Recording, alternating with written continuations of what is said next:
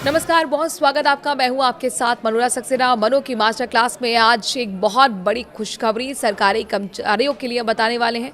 दरअसल प्रधानमंत्री नरेंद्र मोदी की अध्यक्षता में शनिवार को ही केंद्रीय कैबिनेट की बैठक में केंद्रीय कर्मचारियों के महंगाई भत्ते में 2% की बढ़ोतरी को मंजूरी दे दी गई है।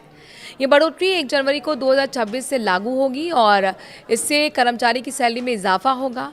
कैबिनेट ने केंद्रीय कर्मचारी के लिए अतिरिक्त महंगाई भत्ता और पेंशनर्स के लिए महंगाई राहत जारी करने को भी मंजूरी दे दी है। ये बढ़ोतरी मौजूदा 58% की दर से 2% ज़्यादा है, जो महंगाई को असर को कम करने के लिए दी जा रही है। सरकार के मुताबिक डीए और डीआर बढ़ाने से सरकारी खजाने पर सालाना करीब 6,791.24 करोड़ रुपए का अतिरिक्त बोझ पड़ेगा। इस फैसले से लगभग 50 लाख से ज़्यादा केंद्रीय कर्मचारी और 68 लाख से ज़्यादा पेंशनर्स को फायदा मिलेगा। ये बढ़ोतरी 7वें केंद्रीय वेतन आयोग की सिफारिशों के आधार पर तय की गई है, फॉर्मूले के अनुसार की गई है। इस फैसले से कर्मचारी की सैलरी में बढ़ोतरी होगी और वहीं दूसरी ओर प्रस्तावित 8वें वेतन आयोग को लेकर भी वेतन संरचना में बड़े बदलाव की मांग तेज हो रही है। इसी बीच national council joint consultative machinery ने सरकार को दिए ज्ञापन में फिटमेंट फैक्टर को 3.83 तक बढ़ाने की मांग की है। अगर ये प्रस्ताव मान लिया जाता है तो न्यूनतम बेसिक सैलरी 18,000 रुपये से बढ़कर करीब 69,000 रुपये तक पहुंच सकती है। फिटमेंट फैक्टर एक ऐसा गुणांक होता है जिसके जरिए महंगाई और जीवन यापन की लागत को ध्यान में रखते हुए कर्मचारी की सैलरी तय की जाती है।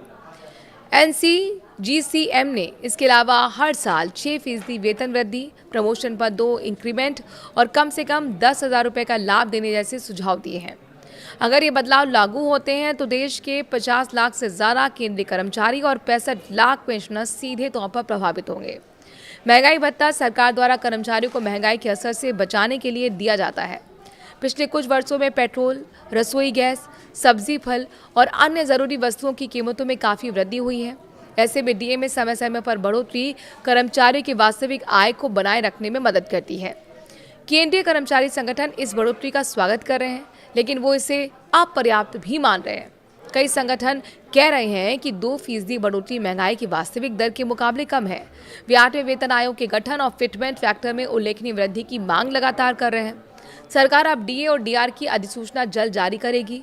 कर्मचारियों को मार्च या अप्रैल 2026 के वेतन में एरियर के साथ बढ़ा हुआ डीए मिलने की संभावना है। या फैसला केंद्र सरकार के कर्मचारी के लिए एक सकारात्मक कदम है, लेकिन 8वें वेतन आयोग की मांग पूरी होने तक कर्मचारी आंदोलन जारी रखने के संकेत भी दे रहे हैं।